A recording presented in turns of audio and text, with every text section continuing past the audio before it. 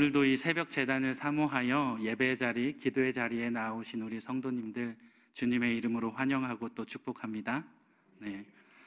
오늘 설교를 시작하기 전에 잠시 부탁드리고 싶은 말씀이 있습니다.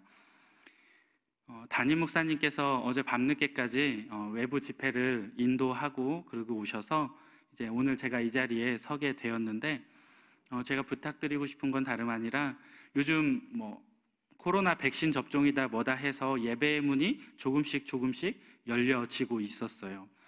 그래서 우리 목사님께서도 아주 활발하게 이 말씀 사역을 감당하고 계셨는데, 우리 목사님 지치지 않을 수 있도록 우리 성령님께서 세임 주셔서 영적으로나 육적으로나 강건해질 수 있도록 그렇게 함께 기도로 동역해 주시기 바랍니다. 그리고 또 특별히 코로나 4차 대유행으로 인해서 이제 수도권 지역의 4단계 격상에 대한 논의가 지금 계속해서 이루어지고 있는데, 결과가 어떻게 날지 모르겠어요. 이 일로 인해서 다시 예배의 문이 닫혀지지 않도록 정말 힘겹게 점점 열려졌는데, 그 문이 다시 닫혀지지 않도록 우리 힘써 기도하는 우리 성도님들 다 되어 주시기를 부탁드립니다. 네, 이제 말씀으로 돌아와서 저희가 요즘 계속해서 이제 여호수아를 저희 부목사님들이 설교할 때 보고 있죠. 오늘 저희가 읽은 본문은 그동안에 이제 여호수아 15장부터 이렇게 16장, 17장, 18장, 19장에 이르기까지 계속해서 일관되게 나오는 게 있어요. 그게 뭐냐면 이 요단강의 서쪽 편의 땅 분배, 기업을 이제 분배하는 이 과정이 계속해서 진행되는 가운데 어느 한 중간 지점, 그게 바로 오늘 본문 말씀의 위치입니다. 조금 정리해 보자면 여호수아 15장부터 이제 오늘 본문이 이루어지는 앞장 17장까지는 이스라엘 중에서도 강대했던 지파들이 땅을 분배받고 있었습니다. 이스라엘의 강대한 지파가 어디죠? 네, 다 까먹으셨어요? 네. 유다 지파, 그리고 요셉의 자손들이 해당하는 지파. 요셉의 자손들은 누구죠? 에브라임 지파, 므낫세 지파. 근데 이 므낫세의 반지파는 이미 동편에서 분배를 받았기 때문에 이 유다 지파와 에브라임 지파와 므낫세 반지파, 그러니까 두 지파 반이 강대한 세력으로 먼저 이제 땅 분배를 받게 되었다는 것이죠. 그리고 이제 쉽게 설명하자면 오늘 본문 전까지는 이 강대한 지파들이 계속해서 땅 분배를 받았어요. 그리고 나서 이제 오늘 본문 중간 이후부터는 상대적으로 조금 약소했던 나머지 7지파들이 땅 분배를 받는 그러한 장면이 이제 앞으로 이어지게 될 것입니다. 한마디로 강대한 두 지파 반이 땅 분배를 받은 이후가 오늘 본문의 위치고요. 그리고 약소한 7지파들이 땅 분배를 받기 직전이 바로 오늘 본문의 위치라는 거예요. 한창 땅 분배가 진행되고 있는 한복판에, 이 중간에 오늘 본문이 삽입되어져 있다는 것입니다. 그런데 재밌는 것은 이 오늘 본문이 생뚱맞게 중간에 끼어 있는 것처럼 보여질 수 있는 내용이 본문에 나와요. 오늘 본문 1절 말씀 보면은 이 실로의 회막을 건립하는 장면이 등장합니다. 우리 1절 말씀 같이 한번 읽어볼까요? 시작. 이스라엘 자손의 온 회중이 실로에 모여서 거기에 회막을 세웠으며 그 땅은 그들 앞에서 돌아와 정복되었더라. 아멘. 여호수아는 땅 분배가 한참 진행되어지는 중간에 계속해서 그냥 땅 분배를 진행했으면 됐을 텐데, 중간에 갑자기 왜 생뚱맞게 이 회막을 땅 분배하다 말고 회막을 건립하게 되었던 것일까요? 이 회막이 실로에 세워졌다라고 하는 것은 이스라엘의 중앙 본부가 이제 실로로, 원래 회막이 길갈에 있었죠. 근데 이제 실로로 옮겨졌음을 의미합니다. 실제로 이스라엘은 이후부터 이 사사기 시대를 거쳐서 사울 왕과 그리고 다윗의 시대에 이르기까지 종교, 정치, 군사의 요충지로서 이 실로라는 이 지역이 사용되어집니다. 여호수아가 이처럼 실로의 회막을 세웠던 이 사건은 가나안 땅의 몇몇 중요한 거점들, 이 거점들을 정복한 상태에서 이제 이 실로의 회막 건축이 시작되는데, 이제부터는 완전한, 그동안의 몇몇 중요 지역만 우리가 점령했다면 이제부터는 완전한 정복의 사업을 본격적으로 시작해 보겠다라고 하는 강력한 의지의 표명이라고 해석할 수도 있습니다. 그런데 사실 이것은 어찌 보면 표면적인 이유일 뿐이고, 사실은 땅을 분배하는 중간에 갑자기 이 회막을 건립할 수밖에 없었던 근본적인 이유가 있습니다.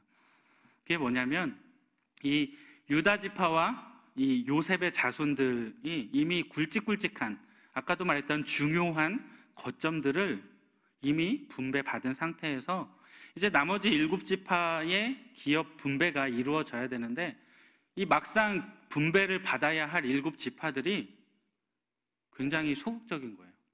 유다 지파의 이 갈렙만 해도 이 산지를 내게 주소서 하면서 진취적으로 그 땅을 정복하기 위해서 나아갔고 그 땅을 차지했는데, 이 지파들의 큰 굵직한 지파의 분배가 끝나고 나니까 이제 나머지들이 굉장히 소극적인 모습을 보였다는 거예요. 쉽게 말하면 가나안 땅에 정말 좋아 보이는 땅, 노른자 땅이라고 하죠. 이 좋아 보이는 땅은 이미 요셉 자손들, 유다 지파가 이미 다 차지했다라는 거예요. 그리고 이제는 산지와 어찌 보면 척박해 보이는 땅들만 남은 것처럼 이 나머지 땅이 보여졌다는 것이죠. 그뿐 아니라 이제 장차 각 지파별로 치러야 할 전쟁에 대해서 두려움이 엄습하게 됩니다. 그 지파들은 강대하니까, 사람이 많으니까, 힘이 세니까 정복했지, 우리는 과연 땅을 분배받았을 때 정복할 수 있을까? 라고 하는 두려움이 그들에게 찾아왔다는 거예요. 나머지 7지파는 기업 분배에 소극적인 태도를 보이게 될 수밖에 없었습니다. 이러한 상황 가운데 이 여호수아가 기업의 분배를 잠시 중단하게 됩니다. 그리고 그 사이에 실로의 회막을 건립하고 하나님을 그 가운데 예배하며 찬양하며 하나님 앞에 나아감으로 두려워하던 백성들이 다시금 하나님의 언약을 떠올리고, 그리고 그 하나님께서 우리와 그동안 함께 하셨고 동행해 주셨다라고 하는 그 확고한 믿음 위에 다시금 기업 분배에 대해서 적극적인 태도로 나아갈 수 있도록 하기 위해서 이 여호수아는 회막을 그 시점에 건립하게 되었다는 것입니다. 본문 3절 말씀에 보면 실제로 이 나머지 7지파들은 실로에서 이 여호와가 하는 책망을 듣게 되는데, 그 이후부터 그들의 모습이 바뀌어지게 됩니다. 우리 3절 말씀 같이 한번 읽어볼까요? 시작. 여호수아가 이스라엘 자손에게 이르되 너희가 너희 조상의 하나님 여호와께서 너희에게 주신 땅을 점령하러 가기를 어느 때까지 지체하겠느냐. 아멘. 이 7지파들이 지체하고 있었다는 거예요. 빨리 기업을 분배받아서 정복해야 하는데, 아까도 설명해줬던 그러한 여러 가지 이유로 인해서 지체하고 있었다는 것이죠. 그리고 회막이 건립되고 하나님 앞에 예배의 자리에 나아가며 이러한 여호수아의 책망을 듣게 되었을 때 이 나머지 7지파의 모습이 이제는 적극적으로 다시금 바뀌어지는 모습을 볼 수 있게 됩니다. 이러한 과정 가운데 비록 갈등이 없지는 않았지만 여호수아의 지도력과 그리고 백성들의 신앙적인 재무장을 통해서, 그리고 하나님의 언약을 기대하며 그분의 말씀에 순종하는 그 모습을 통해서 약속의 땅을 향한 정복 전쟁들이 이제는 순조롭게 완료될 수 있었다는 것입니다. 이게 오늘 본문의 내용인데, 이러한 본문의 내용들이 오늘날 우리에게 주는 교훈은 무엇일까요? 그것은 우리 그리스도인들은 하나님의 임재를 증거하는 삶을 살아야 한다는 것입니다. 오늘 본문 1절 말씀에서는 유다 자손과 요셉 자손에 대한 땅 분배를 끝마친 이 이스라엘이 회막을 실로에 세우게 됩니다. 그리고 본문 1절 마지막에 그 땅이 이제는 그들 앞에 정복되어졌음을 선포하고 있습니다. 아까도 말씀드렸지만 실로의 회막이 세워졌다는 것, 이것은 실로가 이제부터 이스라엘의 중심지로서 종교적, 정치적, 행정적, 군사적 중심지로 사용되어졌음을 의미합니다. 다시 말해서 이들에게 있어서 회막, 이 회막이 있는 장소는 곧 민족의 중심이요 국가의 중심이 되어졌다는 것입니다. 그렇다면 이들에게 있어서 이 회막은 왜 이토록 그들에게 중요하게 여겨졌을까요? 그 이유는 이 회막이란 그들의 삶이 유지될 수 있었던 원천, 즉 하나님의 임재의 상징이 바로 이 회막이었기 때문입니다. 그러한 이유로 인해 이 이스라엘이 국가로서 존재하는 동안에는 언제나 그들의 삶의 중심에는 항상 반드시 이 회막이, 성막이, 그리고 성전이 있었다는 것입니다. 그리고 성전이 굳건하게 세워져 있을 때 이 이스라엘 백성들은 자신들의 삶 가운데 하나님께서 임재하고 계셨음을 확신했습니다. 뿐만 아니라 더 나아가서 그들은 자신은 하나님께 선택받은 민족이라는 자부심으로 그들의 삶이 가득 차고 충만해질 수 있었다는 것이죠. 이처럼 하나님의 임재의 증거로서 이 성막이, 성전이 이스라엘 가운데 서 있었다라고 하는 사실, 이것은 사실 오늘날 우리에게도 굉장히 중요한 역사적 사실이 무엇인지를 보여주고 있습니다. 왜냐하면 이러한 하나님의 임재 증거가 반드시 나타나야 할 장소가 또 있기 때문이죠. 그곳이 어디냐면 바로 우리 성도들의 삶 속에, 우리의 삶 가운데도 하나님의 임재가 증거로 나타나야 한다는 것입니다. 다시 말하면 성도란 무릇 그 삶을 통해서 하나님께서 그 성도와 함께 계심을 나타내는 통로로서 사람들에게 보여져야 한다는 것입니다. 하나님께서 우리 삶의 주인이 되어주셔서 우리의 앞길을 주관하고 계시고 우리와 늘 동행해 주신다는 것을 증명해야 할 책임과 의무가 우리 그리스도인들에게는 있다라는 사실입니다. 자, 그렇다면 우리가 어떻게 해야 우리의 삶 가운데 하나님 임재의 증거가 드러날 수 있을까요? 요한복음 14장 16절 말씀해 보면 예수님께서 이 보혜사 성령님을 우리에게 주시겠다라고 약속합니다. 그냥 성령님을 보내주실 뿐 아니라 영원히 함께 있게 해주시겠다라고 약속합니다. 이 성령님께서 우리 안에 거하실 때, 그리고 우리가 그분의 명령에 순종할 때 사람들은 너무나도 자연스럽게 하나님께서 우리와 함께 계심을 알 수 있게 된다는 것입니다. 우리와 함께 계실 뿐 아니라 우리의 삶을 주관하시고 우리의 삶 가운데 무언가 놀라운 계획들을 하나하나 차곡차곡 이루어 가시는 분이 하나님이심을 사람들은 깨닫게 된다는 것입니다.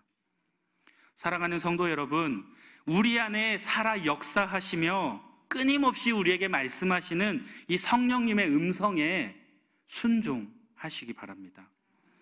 그러한 순종을 통하여 그리스도의 향기를 우리의 삶의 곳곳에, 우리의 가정에, 우리의 일터에 널리 전파하시기 바랍니다. 뿐만 아니라 우리의 삶 가운데 하나님의 임재를 끊임없이 증거해냄으로써 하나님의 살아계심을 만방에 드러내는 저와 여러분들이 되기를 오늘 이 새벽 우리 주님은 원하고 계십니다. 계속해서 말씀을 보면 잠시 기업의 분배가 중단된 상태에서 이 실로의 회막을 세우고 여러 우여곡절 끝에 다시금 이제 기업의 분배가 시작되고 있음을 오늘 본문은 기록하고 있습니다. 그래서 오늘 본문 11절 이후의 말씀부터는 이제 베냐민 지파가 이 기업을 분배받는 장면이 등장하지요. 베냐민 지파가 분배받게 된 기업의 구체적인 경계와 그리고 그 성읍들의 위치가 이제 11절 이후부터 쭉쭉쭉쭉 소개되고 있는데, 지형의 위치다 보니까 굉장히 말이 어려워요. 그리고 그 지명을 읽었을 때 여기가 어디지? 라고 우리 머릿속에 딱 그려지지 않아요. 그래서 이러한 복잡한 설명을 아주 쉽게 요약하면, 이 베냐민 지파가 기업으로 받게 된 땅은 유다 지파가 받은 땅, 그리고 이 요셉 자손이 받은 땅, 이 중간에 위치하고 있게 된다는 거예요. 이 중간 땅을 기업으로 차지했다는 것이죠. 이처럼 베냐민 지파가 분배받은 기업을 통해 우리는 모세의 예언이 성취되어지고 있음을 확인할 수 있습니다. 우리 신명기 33장 12절 말씀 우리 같이 함께 한번 읽어볼까요? 시작. 베냐민에 대하여는 일러스되 여호와의 사랑을 입은 자는 그 곁에 안전하게 살리로다. 그를 자기 어깨 사이에 있게 하시리로다. 아멘. 모세는 일찍이 베냐민 지파가 하나님 곁에서 안전하게 살도록 보호하시고, 그리고 자기 어깨 사이에 이들이 있게 하실 것이다 라고 모세의 입술을 통하여 예언하셨습니다. 그리고 그 예언의 말씀이 오늘 본문 가운데 이루어지고 있습니다. 베냐민 지파는 이 유다 지파와 에브라임 지파의 중간에 있는 땅을 기업으로 취함으로써 하나님의 임재를 상징하는 여호와의 법궤가 실로에 있을 때나, 또는 이제 시대가 지나고 예루살렘에 성전이 건축되어져서 예루살렘에 있을 때나 항상 늘 여호와의 임재의 상징인 법궤와 가까이 있을 수 있었다는 것입니다. 이러한 본문은 하나님의 신실하심을, 그분의 약속하심을 반드시 이루시는 그분의 성품을 우리에게 보여주고 있습니다. 이러한 본문이 우리에게 주는 구체적인 교훈이 무엇일까요? 두 번째는 우리 앞에 펼쳐진 역사, 이 역사라고 하는 것은 하나님의 약속이 성취되어지는 증거라는 사실입니다.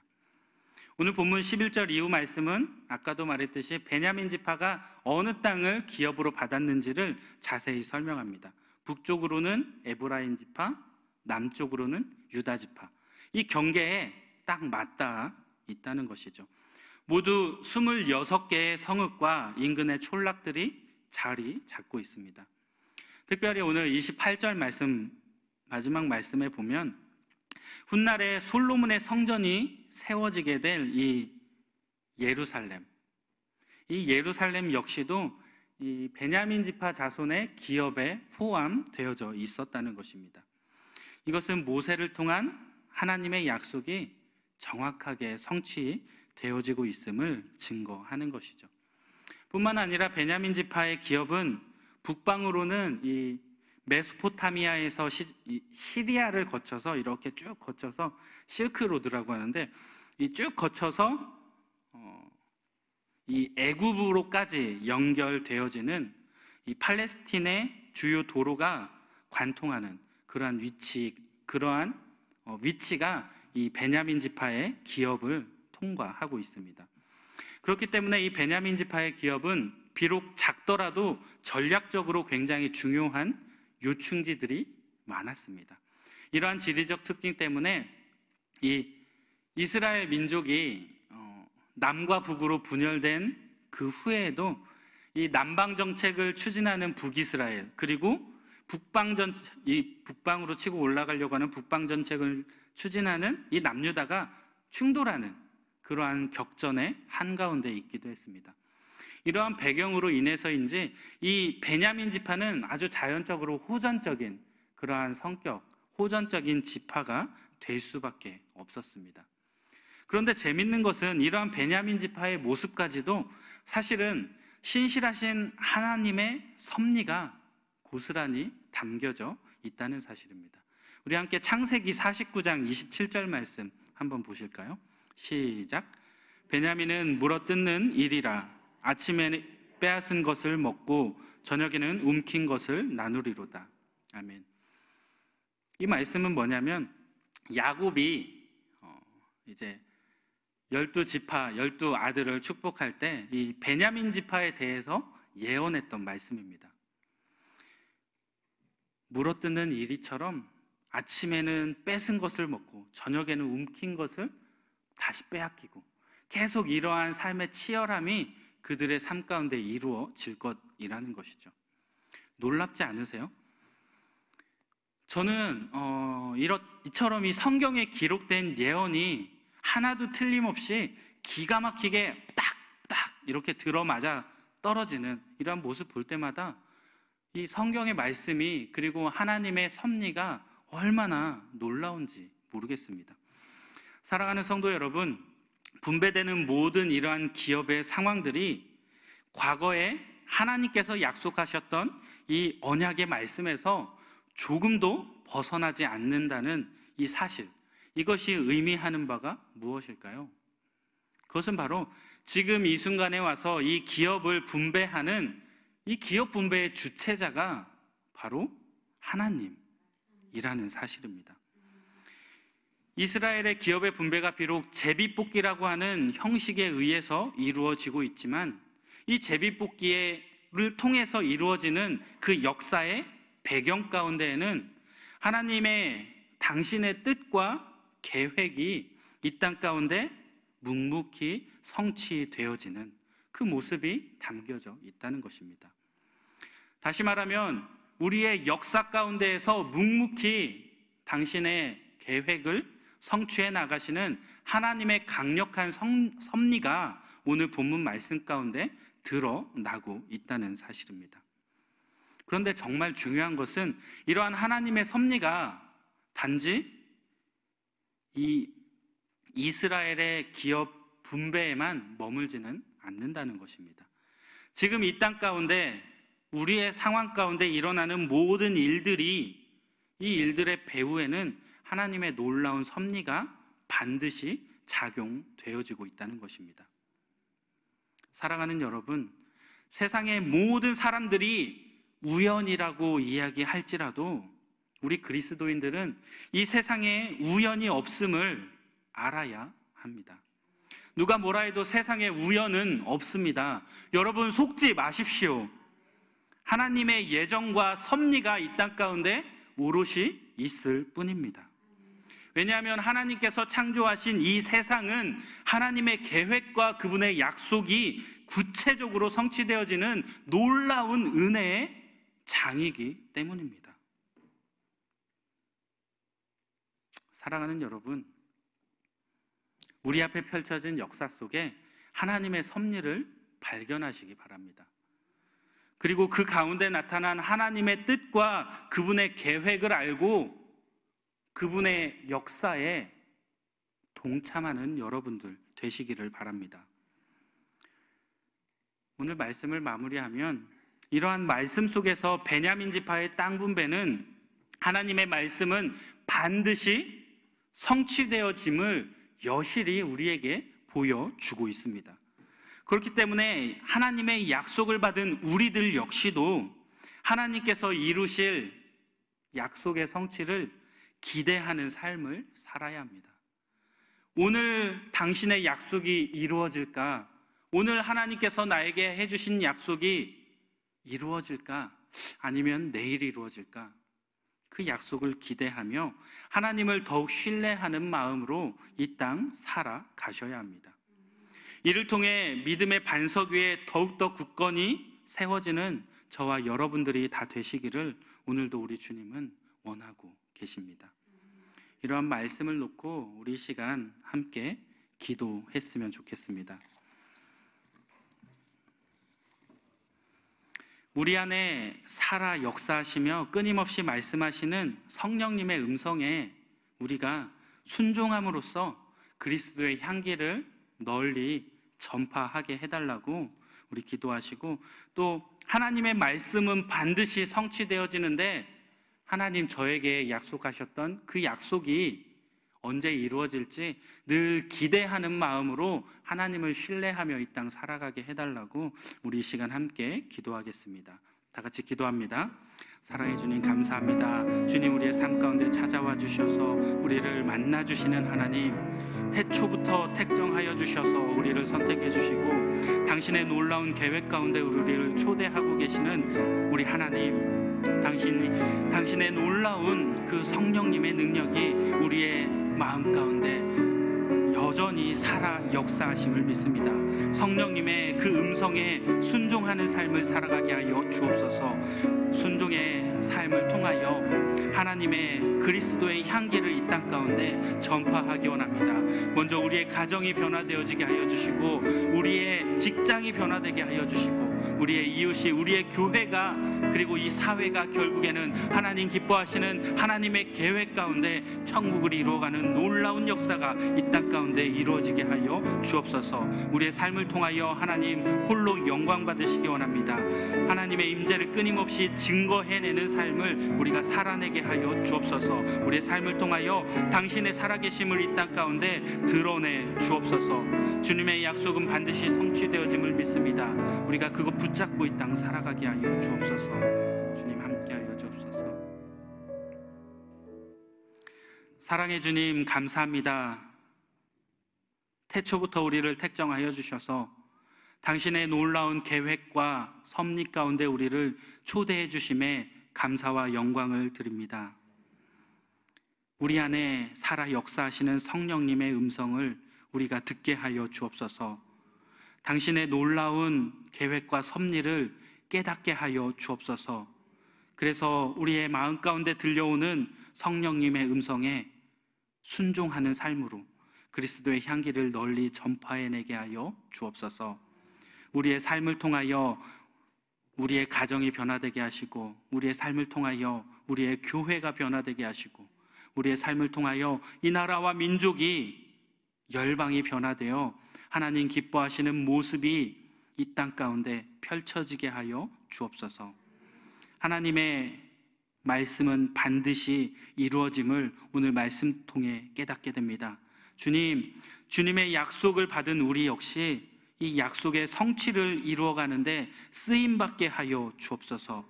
우리의 삶이 하나님을 더욱 신뢰하는 삶이 되게 하여 주시고, 온전히 하나님을 믿고 바라고 찬양함으로 하나님의 귀한 사역 가운데 동역자로서 사용되어지게 하여 주옵소서. 오늘도 우리를 통하여 당신의 나라를 이 땅 가운데 세워 주옵소서. 주님을 바라보기 원합니다. 주님을 따라가기 원합니다. 주님 앞에 늘 기쁨으로 주님과 동행하기 원하오니 우리의 삶을 온전히 받아 주옵소서. 감사드리며 예수님 이름으로 기도합니다. 다 같이 주여 3번 부르신 후에 기도하겠습니다. 주여, 주여, 주여. 할렐루야. 사랑해 주님 감사합니다. 우리의 삶 가운데 찾아